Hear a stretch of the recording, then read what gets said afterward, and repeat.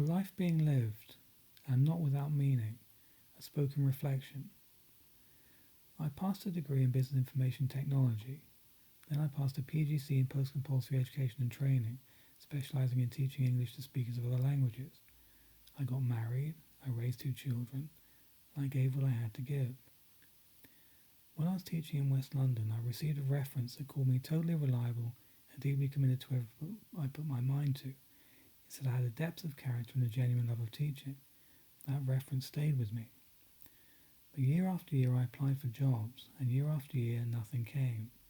Work seemed to disappear like mist just out of reach, and while I waited, house prices rose like a tide that never turned. Each year the same. I stood in the water, but the shore kept moving. At one point, while working full-time in London, I looked at key worker housing schemes. I was in my mid-30s. I had a degree, a PGCE, a classroom, a family, and the result? There was one 2-bedroom flat in all of West London, above a row of shops an hour from work. That was it. That was what my life could afford. It's not bitterness I carry. I don't mind, not really, not in the sense that some might expect. I've accepted it on most levels, but there's a pressure, a need to speak just once to say, this is what happened. Not because I want sympathy, but because it matters that someone saw it. It matters that trying counts for something, that quiet effort isn't invisible, that those who kept going, even when it didn't lead to reward, might still be heard, might still be known. So this is me saying it, not to complain, but to witness. That was written with the help of ChatGPT.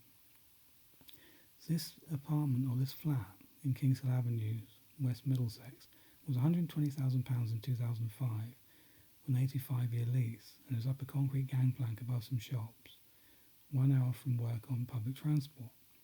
I was 4 levels up the lecturer scale at Hammersmith and West London College, and it was the only house or only flat in all of West London that was in my price range. I had a £50,000 key worker assistance, plus about a 3 or 4 times mortgage on my salary. And this place, up the concrete gangplank, was the only 2-bedroom flat in all of West London, even an hour out into the countryside, on buses and trains that I could afford, and the bank said they wouldn't lend me the money because they'd never be able to resell it. So it was very difficult because I was actually doing quite a good job. I was a lecturer in business communication. I had my PGC, I was married, had children.